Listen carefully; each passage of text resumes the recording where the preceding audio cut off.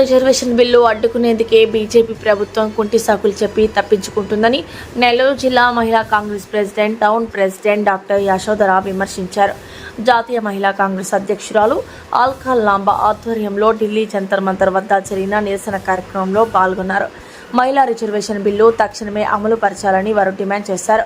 ఈ సందర్భంగా డాక్టర్ యశోధర మాట్లాడుతూ 2023లోనే మహిళా రిజర్వేషన్ బిల్లు పార్లమెంటు ఆమోదం పొందినప్పటికీ 2026లో డీలిమిటేషన్ బిల్లు పేరుతో మహిళా బిల్లును సైతం అడ్డుకునేందుకు సాకుగా చూపిందన్నారు. తక్షణమే మహిళా రిజర్వేషన్ బిల్లు అమలు చేయాలని డిమాండ్ చేశారు.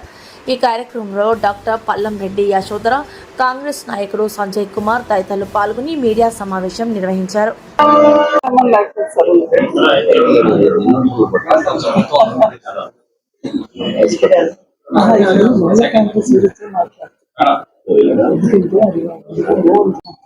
నేషనల్ మహిళా కాంగ్రెస్ సమక్షంలో ఢిల్లీలో జంతర్ మంతర్లో వాళ్ళు ప్రొటెస్ట్ చేస్తున్నారు.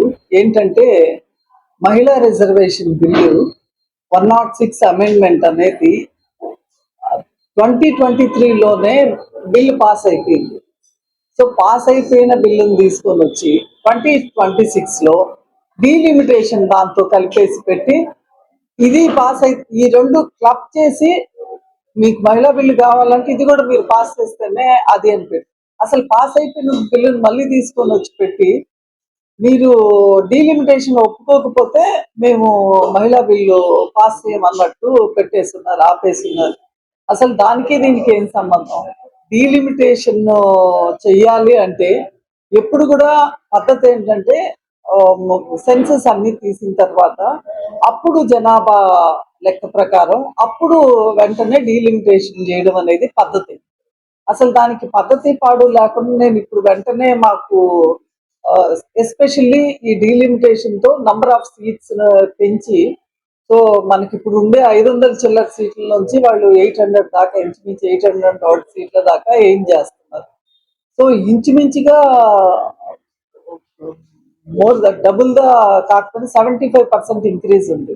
సో ఈ 75% ఇంక్రీజ్ ని ఏ నెపం మీద చేస్తున్నారు? సో ఈ 75% ఇంక్రీజ్ అంతా కూడా వాళ్ళ ఉద్దేశం ఏంటంటే సదర్న్ వాళ్ళ దాంట్లో ఎక్కువ రావట్లేదు కాబట్టి, వాళ్ళకి ఎక్కువ బీజేపీకి సపోర్ట్ లేదు కాబట్టి సదర్న్ దాంట్లో సీట్ల నంబర్ పెంచకుండా వాళ్ళకి సపోర్ట్ ఉంది. ఇప్పుడు ఉత్తరప్రదేశ్ కానివ్వండి, అలాంటి వాటిలో చాలా ఎక్కువ పెంచేసి ఇట్లా డిస్పారిటీ చేస్తున్నారు. సో ఖచ్చితంగా సెన్సస్ ని బట్టి, ఖచ్చితంగా దాన్ని బట్టి డీలిమిటేషన్ చేయకోకుండా ఇష్టం వచ్చినట్టు ఇది చేయడం అనేది ఇది ఒక ఫ్రాడ్. ఇప్పుడు అంటే వాళ్ళకి భయమల్లా ఏంటంటే 2029కి ఈవీఎంస్ ఫ్రాడ్ అనేది బయటపడింది. సో ఇప్పుడు దానికి ఎలక్షన్ కమిషన్ వాళ్ళు నెక్స్ట్ ఎలక్షన్ అప్పుడు వీళ్ళకి ఎంత సహకరిస్తారనే డౌట్ కూడా ఉండుండొచ్చు. ఎందుకంటే వీళ్ళ గవర్నమెంట్, కాంగ్రెస్ గవర్నమెంట్ వచ్చిందంటే సో అవన్నీ బయటకు తీస్తారు, వాళ్ళకి నొప్పి ఉంటుందని బహుశా వాళ్ళు భయపడుతున్నారు. సో అందుకోసమని నెక్స్ట్ ఇప్పుడు ఫ్రాడ్ చేయడానికి కూడా నెక్స్ట్ ప్లాన్ ఏంటనే ఫ్రాడ్ లో నెపం మీద ఇది పెడితే అపోజిషన్ పార్టీస్ కి పిచ్చా దాన్ని పాస్ చేయడానికి. సో అందుకని మహిళా బిల్లుని కూడా పక్కన పెట్టేస్తున్నారు.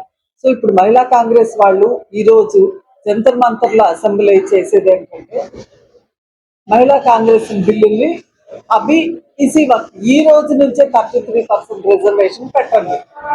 అసలు 50% ఆఫ్ ది పాపులేషన్ మహిళలు ఉంటే వాళ్ళకి 33% రిజర్వేషన్ ఇచ్చేదానికి ఎందుకు అంతలా ఆలోచించదంటే అసలు చిత్తశుద్ధే లేదు.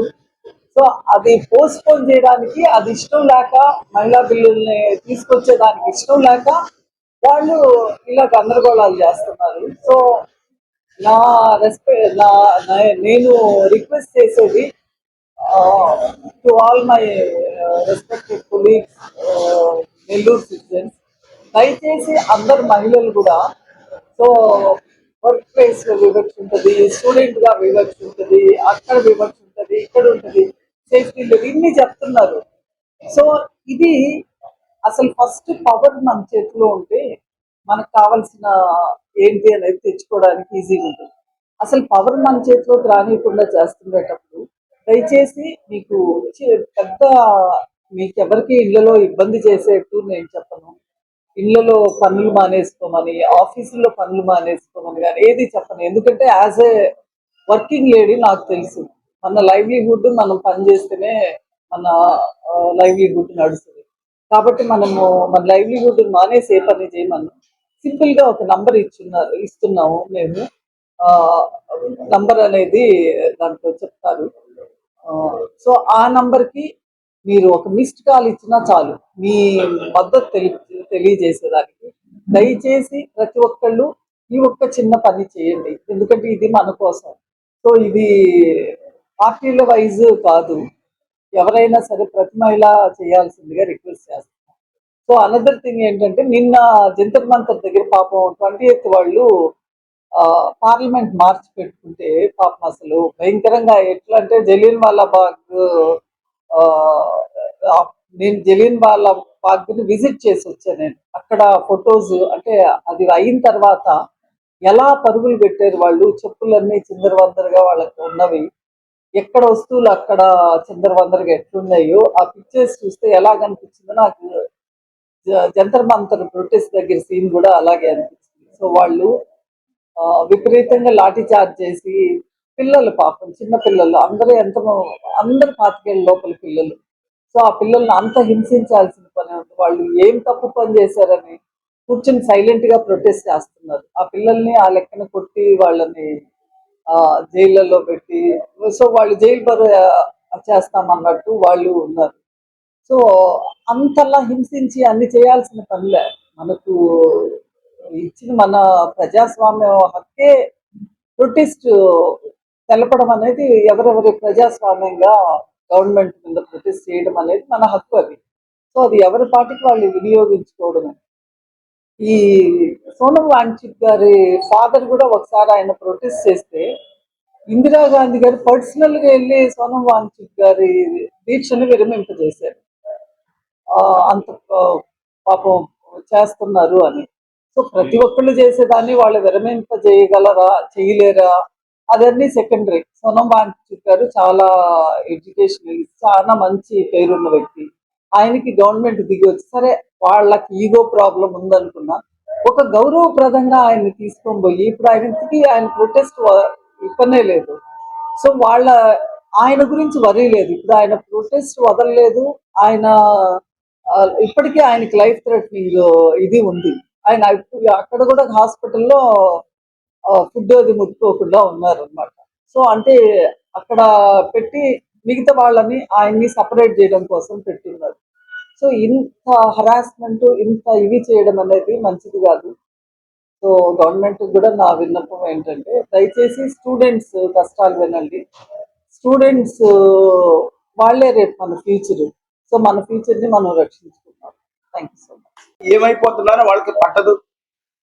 వాళ్ళు ఒకరి మీద ఒకరు దుమ్మెత్తి పోసుకునే మాటలు తప్ప ప్రజల్ని మభ్య పెడుతున్నారు. ఈ రోజు ఇక్కడ ఆంధ్రప్రదేశ్ లో బీజేపీకి 1% ఓట్లు కూడా లేవు. కాబట్టి వాళ్ళేమి మన మాటలకి మనం చేసే ఉద్యమాలు వాళ్ళు స్పందించరు. మాకు అవసరం లేదు, ఎందుకంటే వాళ్ళ యొక్క బినామీలు ఇక్కడ ఉన్నారు. కాబట్టి ఈ రోజు లోక్సభలో శీతాకాల సమావేశాల్లో ఒక్కరు కూడా ఆంధ్రప్రదేశ్ విషయాల మీద మాట్లాడే ఎంపీ లేరు. ఎందుకంటే అందరూ వాళ్ళే ఆయన చేతిలో పని మనుషులే. కాబట్టి మేము కాంగ్రెస్ పార్టీ తరఫున స్పష్టంగా తెలియజేస్తున్నాం, విద్యార్థుల ఆత్మహత్యలు మేము ఈరోజు మీ అందరికీ స్పష్టంగా ఒక విషయం తెలియజేస్తున్నాం. తెలంగాణలో విద్యార్థులు ఆత్మహత్యలు చేసుకుంటున్నారని చెప్పేసి తెలంగాణ రాష్ట్రాన్నే ఇచ్చేసినాం.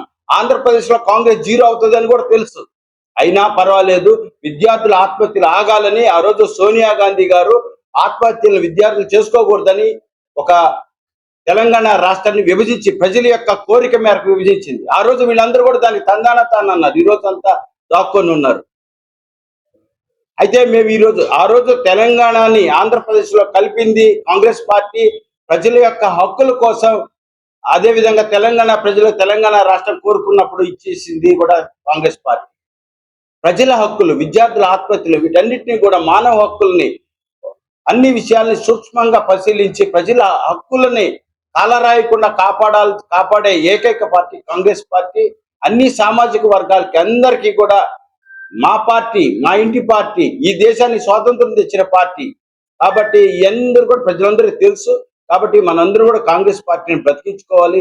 ప్రజల హక్కులు కాలరాయకుండా రాజ్యాంగాన్ని కాపాడుకోవాలంటే ఇవన్నీ కూడా కాంగ్రెస్ పార్టీతోనే సాధ్యం. ఈరోజు మా మేడం గారు యశోధర మేడం గారు చెప్పినట్లు మహిళా హక్కులు అందరికీ తెలుసు. మహిళా హక్కులు ఆ యొక్క జీవో పాస్ అయిపోయింది, చట్టం చేశారు. దాని నుంచి డీలిమిటేషన్, ఎందుకు డీలిమిటేషన్ ముడిపెట్టారు? ఈ యొక్క దక్షిణాది రాష్ట్రాలలో ఏ మాత్రం కూడా అవసరం లేదు. రాబోయే రోజులకి చంద్రబాబు అవసరం లేదు, ఇటు జగన్ బాబు అవసరం లేదు. వీళ్ళ అవసరం ఇంకా వీళ్ళు బ్లాక్ మెయిలింగ్ ఇంకా అవసరం లేదు. కాబట్టి మనం 800 సీట్లు పెంచుకొని ఆ యొక్క బీమార్ స్టేట్లు ఉన్నాయి కదా, బీహారు, మధ్యప్రదేశ్, ఉత్తరప్రదేశ్, ఈ రాష్ట్రాల్లో ఉండే వాళ్ళని చూసుకొని రాజస్థాన్ లో ఉండే సీట్లు మనకు సరిపోతాయి. కాబట్టి ఆ మెజార్టీతో మనకి 850లో 450 ఈ 4 స్టేట్లలో వస్తాయి. ఆ రోజుల్లో జనాల్ని అరికట్టాలి, ఎక్కువ మంది పిల్లలు వద్దని చెప్పి అరికట్టి ఈ విధంగా సౌత్ ఇండియా అంతా కూడా ఎంతో ఇవన్నీ కూడా ప్రజల యొక్క లిమిటేషన్, పాపులేషన్ లిమిట్ చేసిన ఈ యొక్క రాష్ట్రాల మీద ఈరోజు శాపం.